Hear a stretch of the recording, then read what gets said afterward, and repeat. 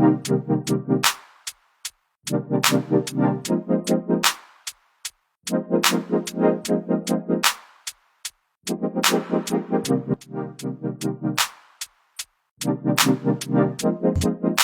everybody. Welcome to the Kimberly Cloud Show. I am your host, Kimberly Cloud. Today, I have a very, very special guest here for the show today. Can you go ahead and announce to the audience who you are and where you're calling from? Well, thank you, Kimberly. I love that intro music, by the way. I'm Stephen Howard, and I'm calling in from Phoenix, Arizona this morning. Thank you, Mr. Howard. And I would love to know how I usually gear the show before we get into your book is I like to talk about your past leading up into your present or what got you to writing 26 books. So first, can you tell me a little bit about whatever you want to talk about your past leading up into your present, and then we're going to get into the subject of talking about some of your books leading up into the grand finale, your grand book that you would like to talk about.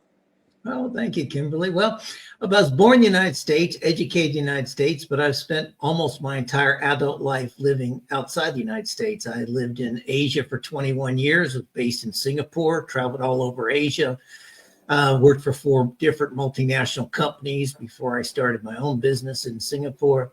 Then I moved to Australia. I lived for 12 years outside Melbourne in the countryside in Victoria, Australia. Then I came back to the United States for a few years. My father had some health issues. I became his primary caregiver before he passed on. And then when COVID hit, I'd been going back and forth to Mexico a little bit just before COVID. And when COVID hit, I decided to go live in Mexico City. So I lived in Mexico City for How 3 was years. Mexico City? It was And actually I'm very sorry to nice. hear about your father too. So Oh, tell thank me you, about Kimberly. Mexico City. Do appreciate that. Mexico City is a wonderful place. It has something like 150 museums. I mean, you could go to 3 museums a week and not hit every one of them, I think. So, and I love going to museums. But it's a wonderful country. It's a beautiful city, wonderful people. But during the COVID, it wasn't as locked down as much as the United States. We could still go out to restaurants, grocery shopping. We even went to the cinema a few times, obviously taking precautions with masks and distancing and things of that nature. But we didn't have the kind of lockdowns that the United States went through. So I enjoyed those 3 years. I moved back to the United States about just under a year ago. Moved up back to Phoenix. I'm a desert rat. Like they said, I grew up in Las Vegas as a child. I lived in Palm Springs when I was taking care of my father, and now I'm living in Phoenix. So a hot, dry climate suits me wonderfully. Wow, that is amazing. So you've lived an awesome life, and tell me about your first book. That's what I want to know about your very first book. What made you want to write it, and what was it about?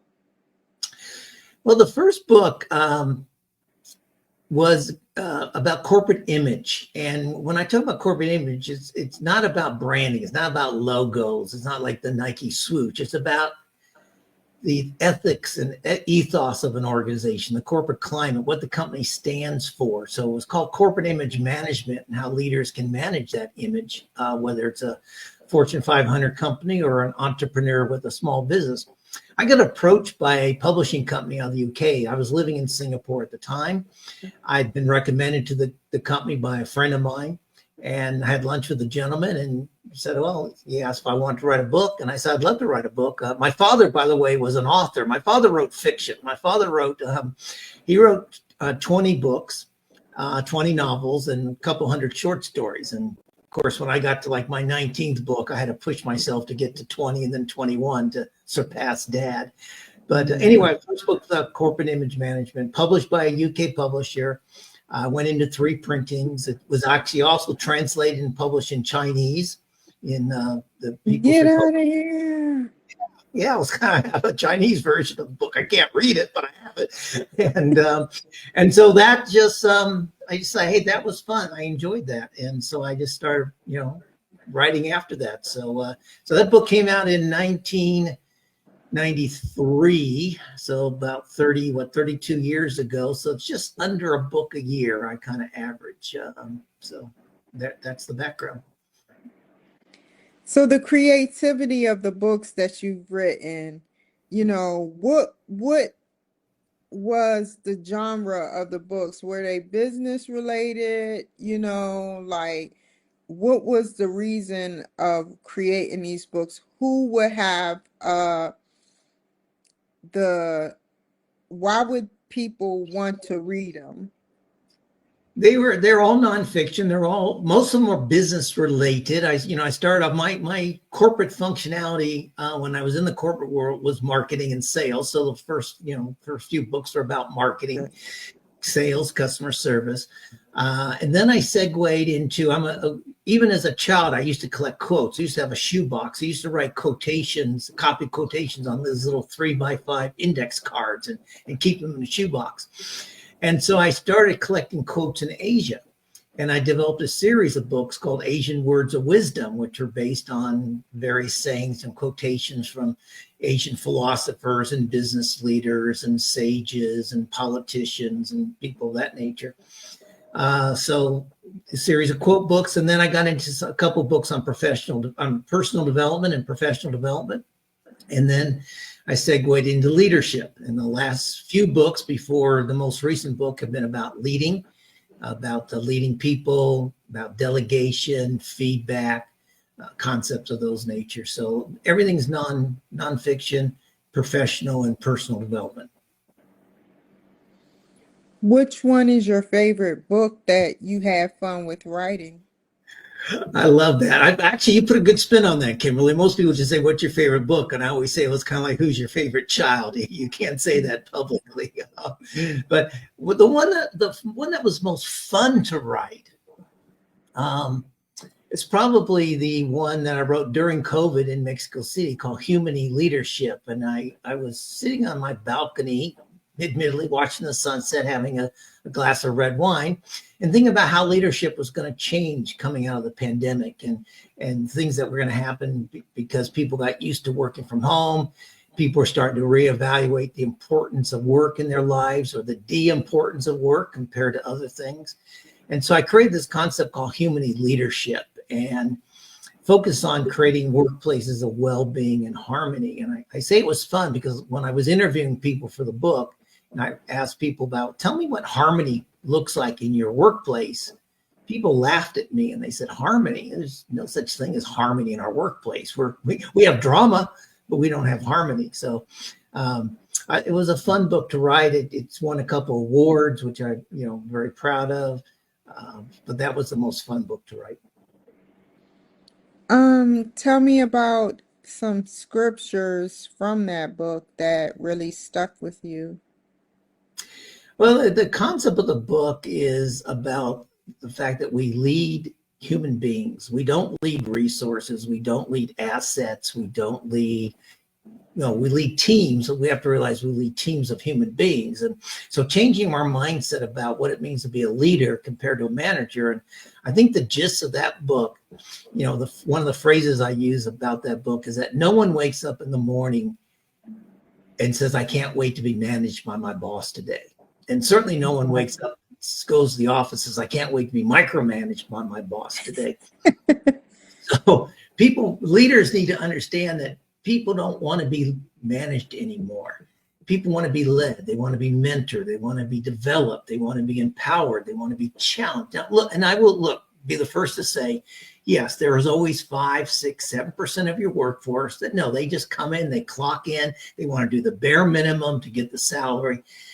But where do you want to spend your time, Kimberly, if you're a leader of a team, a company, an organization? You want to spend your time on those 5, 6%, or do you want to spend it on the 95, 94% of people who do want to create things, who do want to be innovative, who do want to put in the effort, who do want to be challenged, who do want to grow? And too many people focus on that 5 or 6%, and that's a big mistake they make.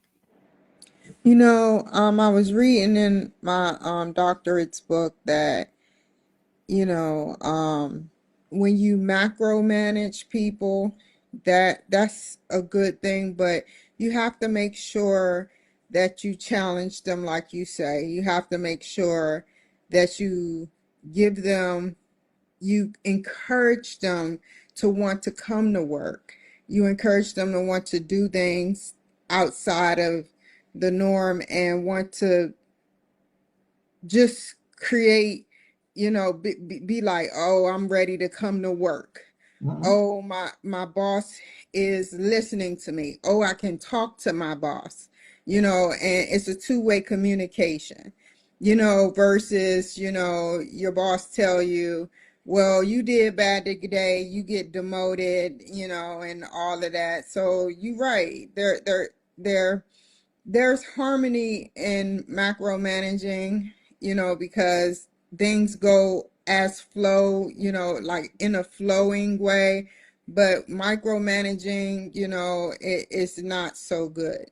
To Absolutely. admit to, that's how I feel. What do you think? Yeah, I totally agree with you. You're absolutely right. And not only do we want people to come to work, want to come to work, we want them to bring their whole selves to work, because we're hiring people for their brains these days. We're past the stage where we're hiring people for their hands. And if we hire people for the brains, we ought to want them to use those brains. And it's not just to think, but it's also be creative, to be innovative, to come up with unique solutions. I mean, people at the front end of the process, they know the mistakes, they know how to fix things, they know how to make things better. But the people sit back in the offices who spend all their times in meetings with other managers, they spend 80% of their time in meetings with their peers, and less than 20% of their time with their teams. They're doing things wrong. So I totally agree with you. Okay, tell me about your 15th book. We're moving up the ladder. 50, oh my gosh. I'd have to figure out what number. 15 was probably the book I wrote because of my dad. My dad, he suffered from early Alzheimer's in his later years. And as I said before, I was his primary caregiver. And I started researching what I should be doing about helping him. But also, I'll be honest, I was a little selfish. I mean, I always thought Alzheimer's was hereditary, it was a genetic disorder. And I lived by myself, and I thought, well, who's going to look after me if I get into my 70s, or my dad was 82 when he passed on. So, if I start having these symptoms, what can I do for myself? But in my research, I found out that really Alzheimer's and dementia are more lifestyle diseases, more so than genetics. Genetics does play a 5-6% component in it, but really it's what we do to our bodies in our 30s and our 40s, which increases our risk for dementia and Alzheimer's in our 60s and 70s. And as I Tell me a started, little bit about that. Tell me a little bit well, about that. well, Kimberly, the research now shows, part of it is that we lead a sedentary lifestyle. We sit around too much, and if we're inactive, the brain is the biggest user of oxygen and blood in our bodies. And if we're not active, we're not pushing that blood and oxygen into our brains. And as a result, we're killing off our brain cells. Research from UCLA shows that, that people who are obese overweight, actually have smaller brains because the brain cells are not regenerating themselves. When I was in high school decades ago, I was always taught that our brain stops growing in our early 20s. And that's what people thought at that time. Well, no, our brains continue to grow into our 60s and our 70s. In fact, our brains probably grow into our 80s. There just haven't been enough 80-year-olds around to monitor and test. So, and I'll wrap this up with a real interesting statistics for your audience. Men who pack on the most abdominal fat in their 40s have the highest risk for dementia and Alzheimer's in their 60s and 70s. So that's what we mean by it as a lifestyle disease. So it's being inactive, not exercising, not being active, eating poorly, poor things, not getting sufficient sleep, stress, of course, as we all know, and we went through the pandemic. Stress elevates the bad chemicals in our bodies, and again, those chemicals go to our brains, and they prevent our brain from growing, from making synapses, and so all those things are lifestyles. So we can't prevent Alzheimer's and dementia, none of us, but we can reduce our risk for it just by changing our lifestyle. So I try to tell leaders about that. And also, by the way, it impacts their decision-making capability. So I was trying to tell leaders about that in my coaching and my keynote speaking, And they all said, I'll worry about that when I retire, until I told them how it impacts their decision-making now. And then I got their attention. So my 15th book is called Better Decisions, Better Thinking, Better Outcomes. And it's about, and the reason it's in that order, people say, shouldn't it be better thinking first, and then you get better decisions? And the reason I wrote the book this way is the first decision we need to make is to change our habits, to take care of our brain. If we make that as a better decision, right? Then we'll get better thinking. Then we can create better solutions, and then we're going to get better outcomes. So that was my 15th book. Wow, that is amazing. I like that. Yeah, so I Here's mean, Here's another thing for your audience that will surprise them, but this is why it impacts your decision making. When we're stressed, our brain reacts by going to what's called binary decision mode. Two choices, binary, yes or no, this or that, black or white, A or B. But so often, particularly in the business world, the decisions we need more options. We need option C, we need option D, which might be part of B and part of C. yeah, But yeah. when we're stressed, we will default into this binary decision making, which means we make less than optimal decisions, which is, again, the gist of the book is about protecting our brain, building and maintaining brain health will help us make better decisions. And one of those decisions is to catch ourselves when we're in binary decision mode, pause, and start looking for other options to help us create better solutions or more optimal solutions. So the chemistry in our brain go to two solutions, yes or no. Yeah, And could we like take a break and calm down and then come back to those, questions absolutely. before we make the wrong decision? Absolutely. And the other thing I coach people on is that, because so often people come to you and say, Kimberly, we have a problem. We should either do A or B. What do you think? And you're in the office, you're working hard, you're under pressure, you make a quick decision. The thing to do here is not only to step back, but also ask some questions. Well, what do you think? What have you looked at? And by asking questions, it helps bring the brain out of that reactionary mode into response mode and starts to generate those other options. So the brain starts thinking about different things. So it's not like you need to take 2 days off to think about it. Even in the moment, you can, by asking questions, pause and reflect. And so one of the things I teach people to do is don't give it responses right away, is to say, you know what? That's a great question. Let me have 2 hours to think about it and I'll get back to you. Or let me get back to you tomorrow morning. Let me contemplate on this a bit more. Buy yourself some time when possible to allow your brain to create more options and create a better decision. Now, obviously some things, I mean, if your car's on fire, you can't, I'll come back to you in 2 days. No, you got to figure out what to do now, how to call 911 or get out the fire extinguisher or whatever. An emergency situation is different, but most decisions in the business world are not emergency type situations. We act like they are. Like everything's a fire. I got to put the fire out, but not everything needs that. Not every fire needs to be put out immediately. Well said. What about like we got two more books to go. What about your 21st book? The 21st book was the start of a new series I've created. I call it The Art of Great Leadership. These are smaller books. Most of my Love books it. are a couple hundred pages, basically. These are books that are 90 to 100 pages. They're aimed at first-time managers, first-time supervisors to learn some basic skills that they're not being taught. So the 21st book and the 22nd book were published together. One's called The Art of Effective Feedback, and the other is called The Art of Effective Delegation. In each book, it's very to the point.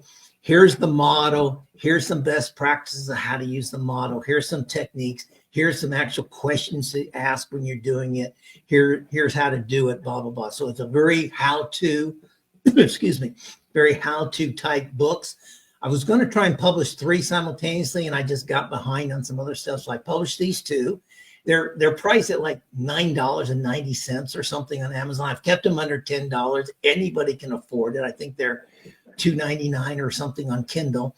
So these are the things I teach in my workshops, but I can't teach 10,000 people a year, but I can get 5,000 people a year to buy a $10 book. And if so, I can help 5,000 people become better leaders, better managers. So this is my way of kind of giving back the knowledge that I have on these very specific skills of how to be an effective people leader. What is 2 ways of being an effective people leader? Well, the first thing that comes to my mind, Kimberly, would be when we talk about leaders as communicators, we always think about the great orators, the Martin Luther Kings, the Barack Obamas, the Winston Churchills, the Ronald Reagans of the world. But really what communicating as a leader is more about listening and asking good questions. And that's, again, is a mindset change. People think, oh, how do I communicate? How do I get my point across? How do I motivate people? No, that is important. But your most important part is listening.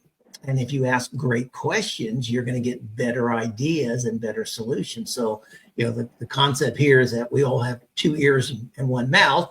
And if we listen twice as much as we speak, we're going to learn a lot more. We're going to be a better leader. So that's number one. I think in today's world, the second most important skill is to learn to be agile. We will not have all the answers. Things are going to come and go constant. I mean, we're in a period right now of great uncertainty. We have tariffs being imposed on other countries and then withdrawn, and then tariffs being imposed and then being postponed for a month. How do you run a business if you have a supply chain that crosses multiple borders in the world? If you don't know what your price of your goods are going to be, if you know what the price of your goods are going to be in June, how do you place an order today for the parts and material that you need to manufacture in June? You don't know what the tariffs are going to be. So it's a very uncertain. So being agile, being flexible, but also having the confidence that you and your team together, and this comes back to the listening part, working with your team, listening to their ideas, you will figure it out.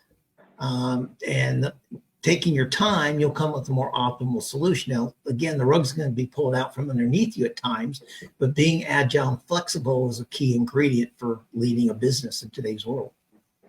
Well said. And tell me about your 26th book. What does it mean to you, and why did you write it?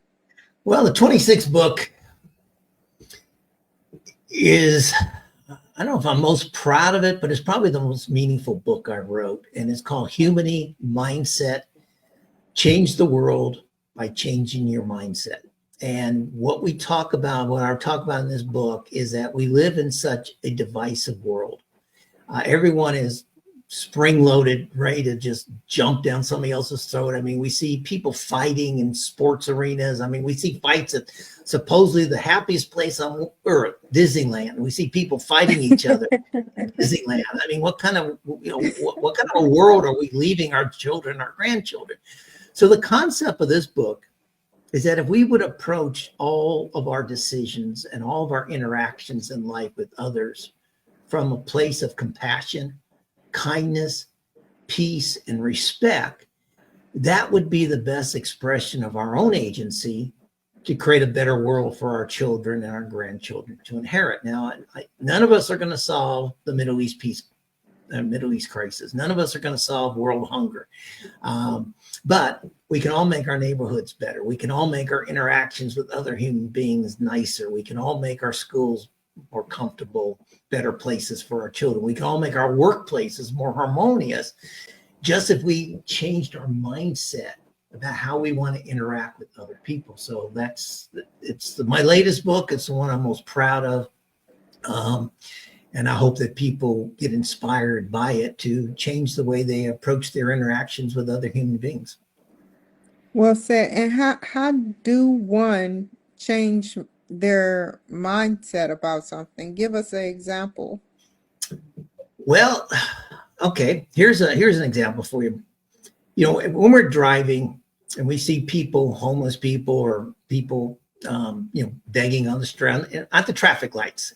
I know there's a phrase some people call them left lane losers because they're in the left-hand turn lane. They're on the medium strip, and they have their little signs and they're asking for a cash donation or something.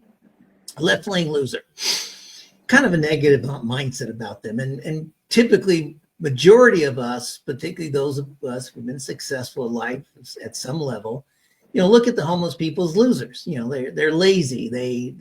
They're drug addicts. They're alcoholics. They don't have any ambition. All these negative connotations. Well, I'll tell you what, Kimberly, if life ever threw me such a hard ball that I was out on the street on my own, had no family support, didn't have a job, was living day to day, I'll be honest with you, I'm not sure I could survive. I think I would take the easy way out. I think I would take a handful of sleeping pills and a bottle of Venezuelan rum and say adios. So I now look at people like that who are going through these very hard times as people who have courage, people who have strength to try and survive day to day, to say, I'm gonna live another day. I'm not gonna check out. I see them as stronger than me in some respects. And so that's a mindset change. And so when I look at them, even if I don't have money to give them, at least I'll look at them and smile and nod and maybe silently say, peace be with you, or, hopefully you have a better day tomorrow, or, just kind of throw out some karmic energy towards them.